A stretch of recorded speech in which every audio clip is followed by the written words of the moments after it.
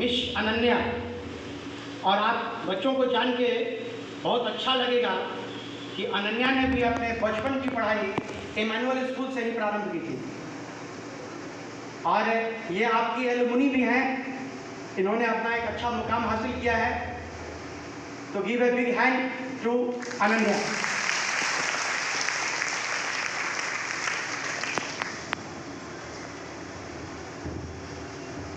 Respected Principal Sir, teachers, organizing committee, and honorable chief guest, very good morning to you all, and my loving friends, obviously.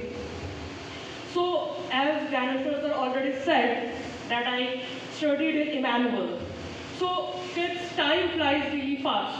अभी कुछ समय पहले की ही बात है जब मैं पोडियम की उस साइड थी, सेम बैच में रोज रोज सेम प्रेयर करते हुए। तो आज का जो दिन है वो मेरे लिए सिर्फ एक कोई कॉमन सा दिन नहीं है, ये मेरे लिए फुल सर्कल मोमेंट है, क्योंकि आज मैं यहाँ हूँ आप लोगों के सामने अपने एक्सपीरियंसेस को और अपने नॉलेज को शेयर करते हुए। सो नॉस्टैल्जिया से आगे बढ़ते हैं और आज के टॉपिक पे बात करते हैं, legal awareness. And before legal awareness, what is law? Law is a very simple word made up of 3 letters, but with a very deep meaning. And not just it's a word, it's a shield and a sword. ये तलवार भी है और ढाल भी है, लेकिन तब जब हमें इसको समझना आए। So bare existence of law is not sufficient. Important is awareness. So today we are here to let you guys aware about law, your rights. So starting with awareness, I'll focus on harassment. There are 3 major types of harassment: mental, physical and sexual. Mental and physical harassment की बात करें तो ये आपको किसी भी point पे हो सकता है, कोई सीनियर आपका अपना कोई क्लास में पढ़ने वाला बच्चा या फिर कोई टीचर। बिकॉज मेंटल और फिजिकल हरासमेंट का टाइप बुलिंग और रैगिंग भी है। तो अगर आपको कभी भी ऐसा फील होता है कि आपको कोई अब्यूज़ कर रहा है, कोई टीचर, कोई स्कूल अथॉरिटी, आपके अगल बगल कोई, तो you can take plea under the right to education act. Right to education act एक शील्ड है जो आपको मेंटल और फिजिकल हरासमेंट से प्रोटेक्ट करता है। अगर आपको फील होता है कि someone is abusing you, someone is saying harsh word of you, जिसका आपके मानसिक हालत पे या फिर शारीरिक हालत पे एक बुरा असर पड़ रहा है, तो आप उसको राइट टू एजुकेशन एक्ट के अंदर रिलीफ ले सकते हैं।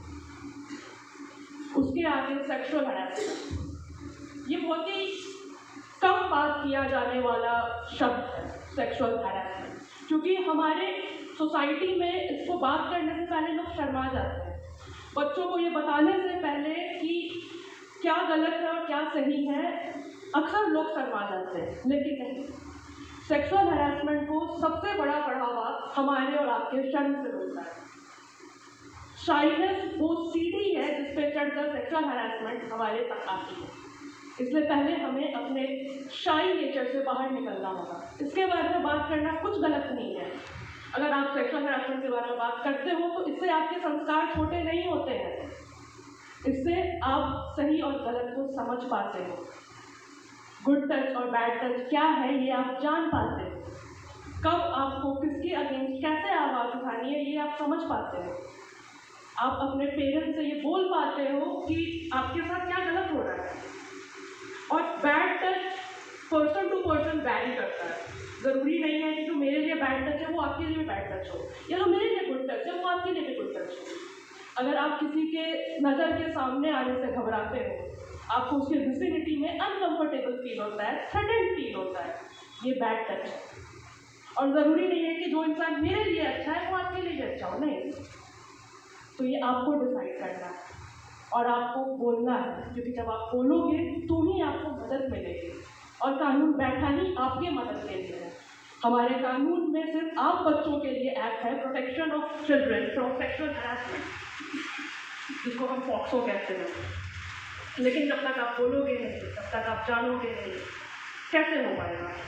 सो मेरे आप लोगों से रिक्वेस्ट है कि डोंट फील शाई and hesitate, speak up.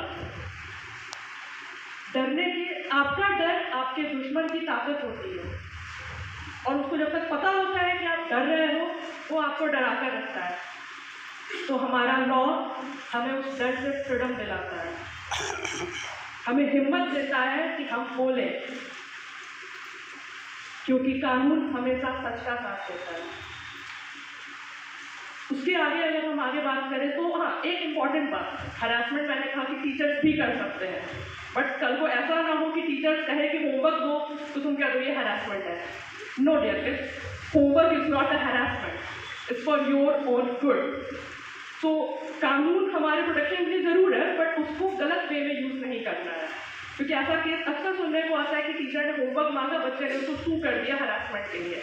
No, law is not a joke, it's a very crucial thing, क्योंकि आपके जोक से सामने वाले के साथ गलत हो सकता है।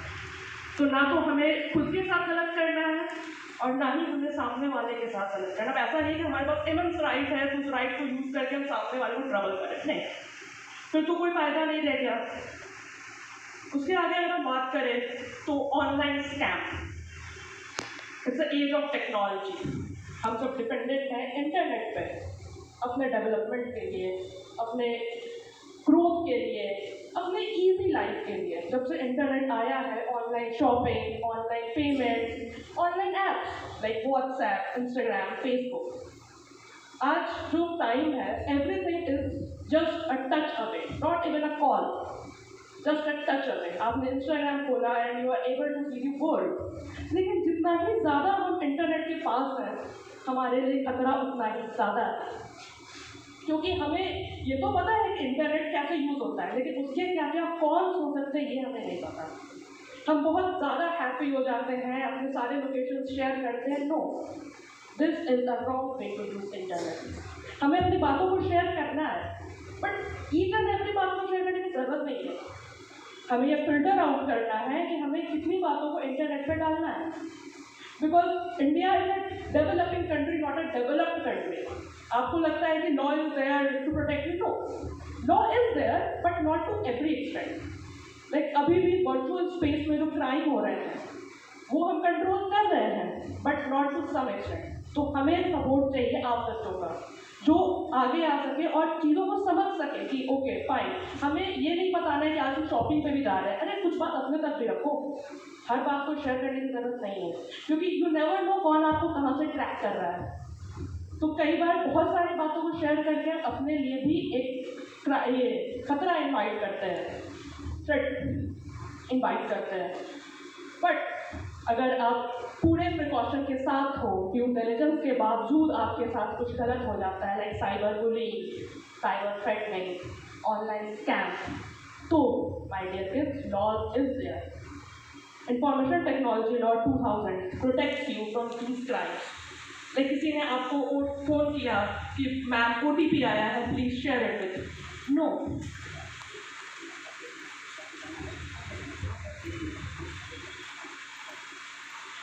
there is pause on my speech, I'll continue.